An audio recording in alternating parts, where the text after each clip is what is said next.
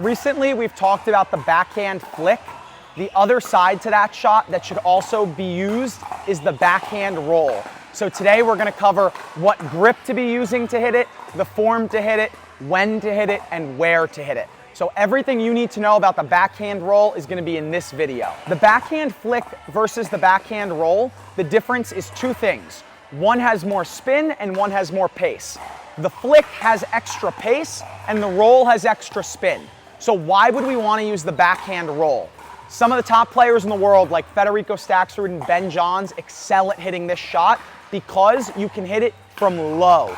So it's very hard for me to flick a ball from here and keep it in the court because the ball is flat. So it's gonna go out, or I have to hit it really soft. The roll, I can hit from down here, hit a ton of spin on the ball, and get the ball in.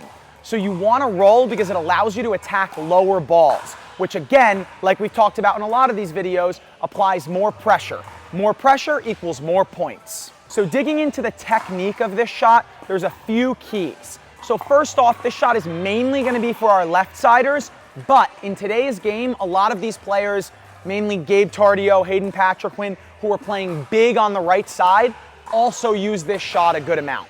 But for our left-siders, this is your bread and butter. So how we hit this shot first, most important, is bending our legs. If we reach like this, you will not be able to hit it. Quickly, I just want to talk about the grip. So to hit this shot, you need to at most be in continental. Some of us even shift a little bit further over. So you can see how I turn the paddle just a teeny bit. That's going to allow me to get even more spin on the ball. So it's either continental or a teeny bit further over to hit this shot.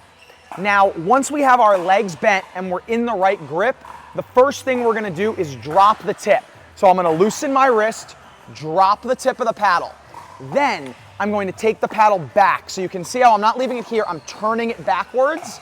And then as the ball comes, I'm going to roll up the back. So that motion right there is how we generate lots of spin. And that's why the flick doesn't get that kind of spin, because it doesn't have that long, smooth swing like the roll does. So again, we're turning it back, dropping down, rolling up the back. Now you can see there that I really didn't use any wrist. At the end of the stroke, once you can do it without your wrist, you can add what Ben does so well, where he extends. So you can see my wrist goes from here to here. Not a lot, but a little. So I swing and extend, swing and extend. And that's how I can generate maximum spin and hit this shot with a good amount of pace.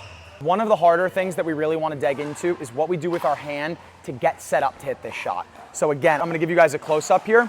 So you can see I'm in the grip. Then as the ball comes, my wrist turns back, right? So now it's flat, and then I turn it up. So it's two motions. So it's sideways and then like this. That is what gets us in the position that when we take the paddle back, we can create all that spin. So again, it's from here, turn, roll. You could think of it like you're turning like a motorcycle handle, right? You're turning it down like the throttle. So turn and then turn it back. That right there is what allows you to hit that spin. And some of you may be saying, when I turn it, my paddle doesn't look like this. That's because of your grip. So if I'm in a different grip like an Eastern, watch now. See how I can't turn back? So you have to make sure you're in that continental grip so that you can turn your wrist back. If you do that correctly, you'll be able to hit this shot consistently and aggressively. Now I'm gonna show you guys what I want you to focus on is those things I was just talking about. Watch how I get my paddle back, watch how I swing through. I'm gonna do exactly what I just told you, and that's why I'm able to hit this shot.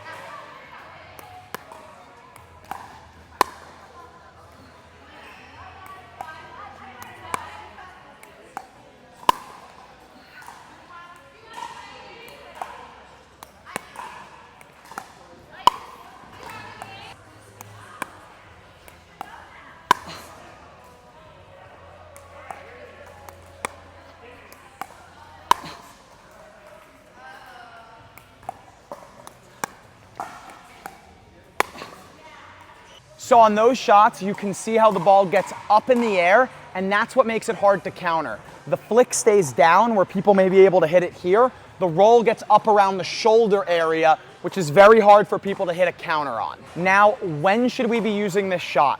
So a few things. One, at the net, when you can reach those balls like I was there, obviously attack. But The time when the roll is the biggest thing to use versus the flick or almost any other shot is when your opponents are in transition.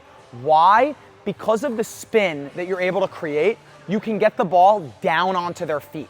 So the flick is hard to hit aggressive balls down when they come in, right? If they're back at the baseline, you can flick, you can roll, you can almost do whatever. But when they're in the midcourt, you can use the roll to get the ball down on their feet and get pop-ups. So using this shot when your opponents are in transition is the most dangerous place to have the roll as a weapon. Guys, thank you for watching. I really appreciate it. Don't forget to subscribe to support my channel.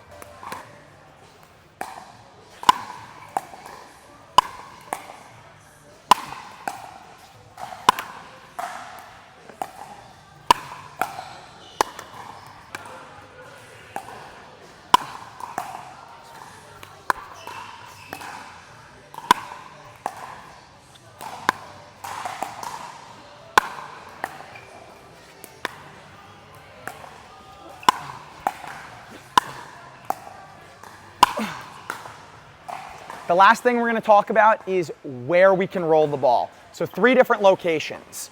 We can roll the ball line, which is very tough because the player in front of you will get jammed up. We can roll the ball cross court if our opponent is covering middle right into their body. And the harder one, the fun one, is I really like you can roll the ball really short angle for like a short angle winner. So right now, really quickly, I'll just show you guys those different spots. And those are the different spots. Again, if there's 3 spots and there's 2 of them, they're usually leaving 1 spot open. So if they're covering 1, 2, then you can go body.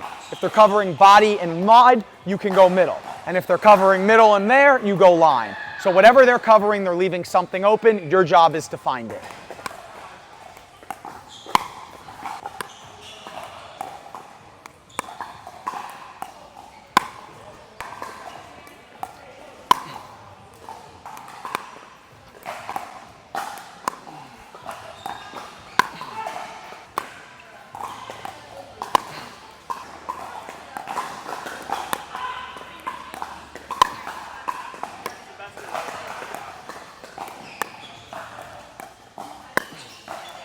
So just to break down what we went over today, again, the backhand roll, biggest advantage, spin and location. You can hit this shot anywhere on the court. You saw me hit the back corner over there, the tight corner over here. The flick and other shots, very hard to do that with. The backhand roll, not that hard. Once you figure it out, you can go to all these spots. How do we hit it? We get down in our stance, we turn our wrist back, we swing through and extend with just a little bit of wrist. That's the best way to hit this shot consistently. Where do we want to hit it? So we love to find the shoulder line.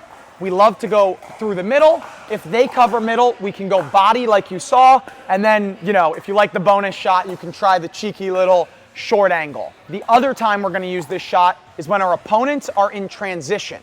You saw when Zach was moving in, I was able to get all these balls down onto his feet, causing a lot of pop-ups and a lot of errors. So don't forget to add the backhand roll to your game. It is an elite weapon.